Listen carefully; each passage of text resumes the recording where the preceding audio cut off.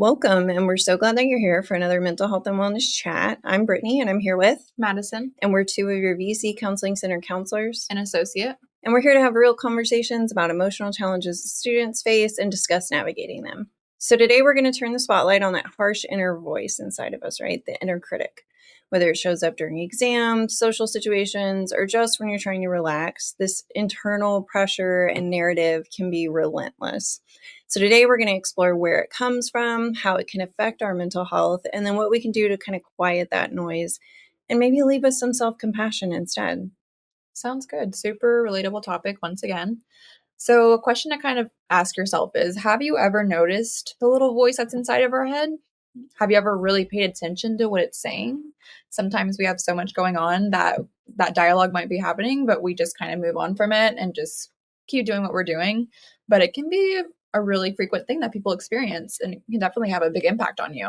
Well, and I feel like a lot of times we've had this for so long, that internal monologue, that a lot of times we just kind of tune it out, Right. And don't really even notice the specific content that it's saying to us. Exactly. And we might not even recognize, like, oh, hey, I'm having these thoughts and that's contributing to why I'm behaving this way or why I'm feeling this way. Yeah. So, yeah, something that we might be aware of, we might not. So, hopefully, with this episode, you can kind of, ask yourself, do I experience this or do I not? So, it often sounds like you're not good enough and, things like you don't deserve this or everyone else is better. And the inner critic, it's really just that internal voice that judges, doubts, or puts us down. So it's just us beating ourselves up, focusing on our failures, our flaws, what went wrong. Mm-hmm. It's rough. It's a big bully. Well, and too, so a really good example to lead with this when you think about what does it sound like for me, right? Think about the last time that you did something super cringy or embarrassing. Mm-hmm. So like maybe you walked into the wrong bathroom or you said something kind of weird and you were like overthinking it later. What does your voice say about you in that situation? Like, I'm so stupid, I'm an idiot, like whatever it might be. So I feel like that can be a good example to bring, even just a plain simple example of the critic itself. And everybody's critic is kind of different. Mm-hmm. Usually it has like a running theme or a continuous loop of particular things for some people. But I mean, this is what therapy is for, is kind of identifying that too. Yeah, I think everyone has something that their mind can kind of get caught up on, and it's like they're shining a spotlight on what went wrong. Like social situations are so common. Maybe you said something that you didn't think went well and you're just thinking about it for the rest of the week. Yes. And that's kind of what the inner critic is. It can show up in so many different situations. Well, that's the funnest part about social situations, is like, I'm the worst about that. I feel like I ask myself at least 10 times a day, why can't you be normal? Like, why can't you just say normal things, Brittany? And I feel like we're so much harsher on ourselves than we are other people. Like, you're the only one still thinking about Absolutely. that most of the time. But I mean, even if I ask you, like, recall a situation where someone said something and you genuinely you still remember it today, Madison. Mm-hmm. Recall for me a moment where someone was super awkward to you. A lot of times people can't. Yeah. I mean, you don't pay attention. Yeah, people have moved on, but we are still replaying it as if it just happened the other day. So yeah, definitely. So the point of this episode is just to let you know that everyone has an inner critic to some extent, whether that pops up for you every now and then or frequently. But it really becomes a problem whenever it starts to dominate, how we perceive ourselves. Yeah. And it's also important to note that sometimes people don't have an inner critic. There is actually a condition known as anendophagia, which is the absence of auditory imagery. And that means you don't have that voice in your head. Yeah. Which I think is super cool. Right? I would love that sounds amazing. I feel like my voice never stops talking. So silence sounds amazing. But yeah, a lot of times when people have this, they still think in pictures or colors or, they still have the images associated with things. They just completely lack that voice narrating things. So if you do not have a voice that talks in your head, then maybe this episode's not for you. Maybe. So, okay, some more interesting fun facts about the inner voice.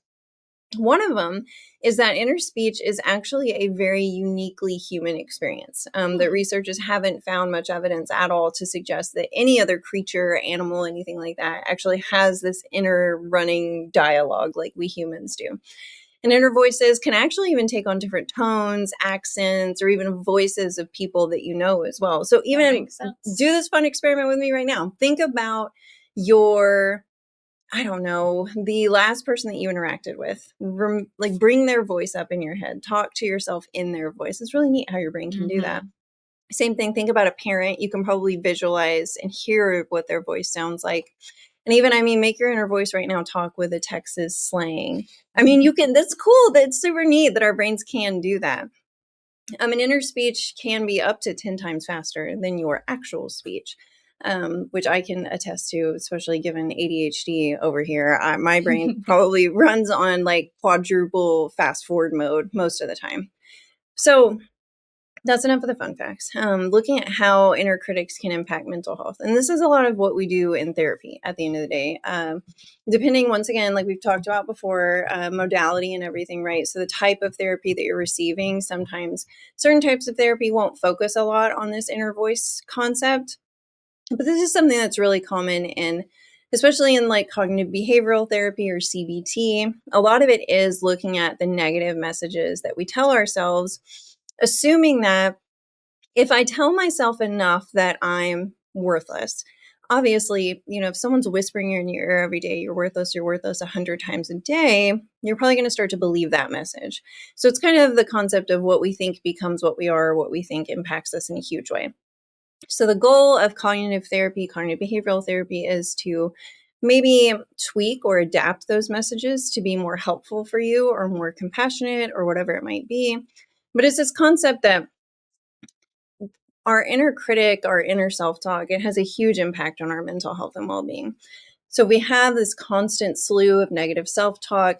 For a lot of people, this can sometimes increase anxiety, stress, depression. I mean, really, any mental health disorder can be significantly impacted by a negative mental voice. Absolutely. Find success. We do start to believe it, and it can make us feel really anxious whenever we're trying to, complete assignments, whenever we're in classes, whenever we're trying to make new connections, new friends, because like we said, that feels true. Even if it might not be in the moment, when we're hearing it so repeatedly, it's easy to have our emotions and our behaviors end up playing out to what our inner critic is saying. So it absolutely makes sense. And, if you start to feel like nothing that I do will help, that can really put you in a state of feeling helpless. Like, why even bother? Of course, that makes sense why you could start feeling, symptoms of depression. Mm-hmm. Absolutely. And that old saying that you've already made up your mind that that's the way that it's going to be. So that's probably the way that it's going to be. And I mean, having this constant slew of negativity coming in from our own brain, obviously, in a lot of circumstances, this can lead to, like Madison was saying, procrastination, avoidance. It can lead to perfectionism. It can lead to, not even trying new things because, like you said, I've already made up my mind, or I doubt myself so much. And the thing is that our inner critic so many times is not reflective of objective reality. A lot of time, our inner critic, like, I feel like we've talked about this in every video because it underlies everything that we do, right? Is this idea that this voice, we're so critical to ourselves, much more so than others, that, like I said, it's often unrealistic. And a lot of times it can isolate us and it makes it hard to seek help or even have self-confidence because, I mean, we're our own worst critics at the end of the day. And especially when it's left unchecked, like Madison was saying earlier, that's where things can become really problematic because it's almost like I create this world inside my head where I'm incapable or awful or, plug in any negative adjective. And we're not even taking the time to consider alternative possibilities that could be completely different than that, and proving those thoughts wrong, giving ourselves the opportunity to like challenge those things. So now that we've talked about, how the inner critic impacts mental health, it's important to start recognizing your inner critic and kind of how that shows up for you, what that looks like for you. So first, active, because there's definitely certain situations whenever that voice is going to feel louder, it's going to feel stronger than others. So that can look like noticing your triggers. Maybe whenever you have a big final exam coming up, that can be a big trigger for you. Or maybe whenever you're going to go to a party or like a social gathering that feels unfamiliar to you, that's something when that voice will kind of become stronger. Or maybe when you're going through big life transitions, that can kind of make you feel doubtful or inadequate to take those things on. So just finding those patterns, becoming aware of when this voice might be stronger for you than others is a huge first step towards gaining that awareness. Absolutely. Yeah. And then, lastly, just understanding that, like we were saying, just because we're having this inner critic voice, it does not mean that it's fact. It's often based on fear or past experiences. Yeah. It's kind of interesting because the inner critic has this way, and from their perception, they think that they're protecting us from maybe like a fear of rejection or from making mistakes, but ultimately it just makes us feel awful about ourselves. But there is some function that this inner critic is trying to serve, but it's just recognizing that there's other ways that we can go about that and navigate it. Right, more balanced or fair ways. And really, I mean, recognizing what the dialogue in your head is the first step to manage or reframe this inner critic, right? And when we talk about managing or reframing this inner critic, once again, there's a lot of different theories about how to manage these negative thoughts, this inner critic that we have. So we're going to present, a handful of different ones. By all means, this is not exhaustive, but like Madison was saying, the first step is kind of listening to what that tape is playing in your head. Is it fair and balanced? Is it supportive? Is it critical? Is it really harsh? Is it even your voice or is it someone else's voice? So just noticing, that's the first step. So if this is something you've never paid attention to, that would be the first place to start. And then from there, it kind of depends on the individual and the voice itself, right? So obviously, if it's a very supportive cheerleader voice, I love that for you. Keep it up. Keep doing all the best things. But if it is a very critical voice, one place to start can be with self-compassion. And we've talked about this a lot in a lot of different episodes because, once again, it comes down to being compassionate, realistic, and fair with ourselves. So a lot of times this inner critic is automatic in the sense that it's a habit. So this is what it's always done, especially we've lived, 30 years, 20 years on this planet running along with this voice. It's just a habit. So as we're noticing, and if we're noticing that there's a very harmful, hurtful, or negative statement that's going on, just jumping in there and replacing it or even talking to it out loud. That's what I do in the car. I'll just reframe it for myself out loud. And say, hey, I hear you saying that I'm an idiot. That's not true and that's not really fair. I do my best and I did my best today. And, I can't control what other people think about me, would be an example of a self-compassionate statement in that scenario. And within that same, chapter, another way of looking at it can be to challenge these negative thoughts with evidence and or positive affirmations too. So a lot of inner critic work from a CBT perspective is going to be to either replace these thoughts or challenge them with evidence. So you can say, okay, what objective evidence in a court of law that would pass through a judge and a jury do I have that I am an idiot? And kind of working through that with yourself and saying, okay, just because I feel like I'm an idiot, that's not necessarily evidence that I actually am an idiot. It's just kind of working through and looking for objective evidence of any given negative thought that we are having. Yeah, I love those two strategies. I think that they're so helpful, especially whenever we have family or friends. Like if they came to you and said, I'm having this thought, like what would we tell them? We would want to say, no, that's not true. You are amazing. You're the best person. Yeah. But when it comes to ourselves, we have to show that same compassion that we would give to a close friend or family. So that's so important. I feel like an interesting thing to note when we're working with inner critics is some of the most common feedback that I do get is, and even that I experience, is just how persistent and intrusive these voices or this inner critic can be, right? Now, obviously, I'm a therapist. You would assume, you've done a lot of self work, these strategies should be, working 100% for you. But ultimately, no, I still have a negative inner critic. And I always have people that will ask, like, will it go away at some point? And I'm like, well, maybe, but that doesn't necessarily mean it will. Sometimes that's just kind of how our brain is hardwired to be a little bit more pessimistic or a little bit more critical or a little bit more negative. And I think rather than looking at it like, is this going to be cured one day? Maybe looking at it as, how can I manage this in a way that's healthy for me? While also taking a step back to recognize that my brain has a proclivity to think this way. And so knowing that, sometimes it can help with recognizing that it's happening because it's like, okay, I know in a difficult situation, my brain is going to have a tendency to tear me apart in that situation. So I need to keep an extra close eye on what's going on in my brain to be able to manage that. Yeah, absolutely. I think that's kind of a common theme that we've talked about of people having expectations just in counseling in general. Like, is my anxiety going to completely go away? Is my depression going to completely go away? And even with this, is that inner critic voice going to go away? We would love if it would, but realistically, there's going to be situations where it comes up. But we're hoping that by doing this work, by learning more about it, you're going to be able to help tone down that strength, that volume of that Yeah. voice, and be able to, like we said, show yourself compassion, challenge those thoughts rather than just accepting them as true, Yeah. and just overall navigating them in a way that doesn't impact your functioning as much. And this is where therapy can be beneficial in the sense too of, you can kind of take an inventory of your negative thoughts, and the ones that you can't come up with evidence against, or the ones that you feel like are so persistent that you're having them 100 times a day, and you're not really able to get ahead on it. This is where therapy can be really helpful, and this is something that we absolutely do use therapy for, is to sit down, go through your inventory. Or even in therapy, sometimes I notice negative thoughts that people have in the moment that they're not even aware of are happening too. Yeah. Because sometimes it's not that we think it explicitly, sometimes it's just very heavily implied that that's the thought driving what I'm feeling, if that makes sense. Yeah, and like you said, sometimes we just get so used to the way that we either think about ourselves or talk about ourselves. So whenever we're with someone like a counselor who, is objective, who has a different perspective on things, they can really call that out whenever we are experiencing it. Yeah. And that can be huge. Like we said earlier, that awareness is the first step to really getting things back on track and just trying to think in different and healthier patterns. It's important too to remember that your inner critic doesn't define you. This is just one voice. It's not the whole story.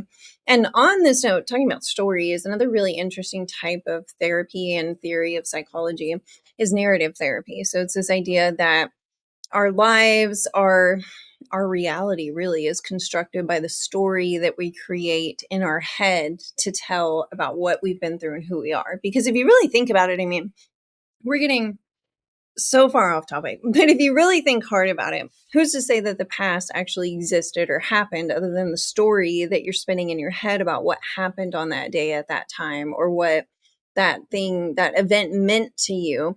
Lots of things have happened to you over the course of the time you've been alive. Only some of them make it to the story in your head in terms of your memories and the things that you remember, right? So narrative therapy is really interesting too, because it would probably argue that if your voice in your head is exceptionally critical, then your whole story of your life is going to be more negative and more, challenging and less empowering. So, bottom line, the whole basis of narrative therapy is that it's basically empowering, because the story in your head is a story in your head. Yeah. What story are you spinning to yourself about the things that you've been through or who you are? Because we do have the power individually to change that story and rewrite it. Absolutely. That's what I was thinking as well. Of course, our stories from our past, they can really have a huge impact on us and determine the way that we go about our lives. But we also have that choice to, rewrite it, think about things differently and more effectively. So absolutely. And another good point to make is that awareness and kindness, like we've been saying, giving that to yourself can really help with turning down the volume on that critical voice. Like we said, we do get caught up in just kind of filtering that voice out, almost like it's in the background, like we're aware of it, but we don't realize the impact that it's having on us. So really taking that step to, acknowledge like, hey, my inner critic, it showed up again. Here she is. She's being loud and proud and making me doubt myself. Yeah. But that doesn't mean that that's going to define, my behaviors, what I am, whether I'm successful or not. I have power over this. I can go about this differently. I can be kind to myself rather than feed into that criticism. So it's all just about being intentional whenever those things do come up for you. And, like we said, reframing them. Yeah, and growth comes from embracing imperfection. It doesn't come from for perfection itself, right? So, some reflection prompts for you today. Points to consider at the end of this episode, right? When does your inner critic show up most strongly? And how do these critical thoughts affect your mood, behavior, or your motivation? What would you say to a close friend who is experiencing the same self-critical thoughts that you are? And what is one small step that you could take this week to be kinder to yourself when that inner critic does appear? And these can be really good starting points, right? So we're basically being more aware of our inner critic, what its specific content that we're thinking about, and then asking ourselves to be self-compassionate by asking, what would I tell a close friend that had these same thoughts? And then being able to take an actionable step this week. So that's the real question, is what actionable step could you take this week to be kinder to yourself? Is it reframing the thought? Is it taking a break, self-care? What can that look like for you? and implementing that practice and seeing if it makes a difference for you or not.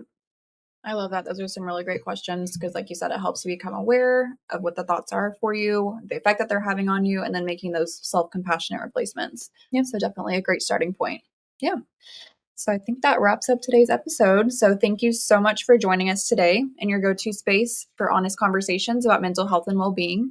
We're your hosts, Madison And Brittany, and we're glad that you spent part of your day with us. Remember that taking care of your mind is just as important as taking care of your body. Be kind to yourself, reach out if you need support, and know that you're never alone. Until next time, take care and take a deep breath.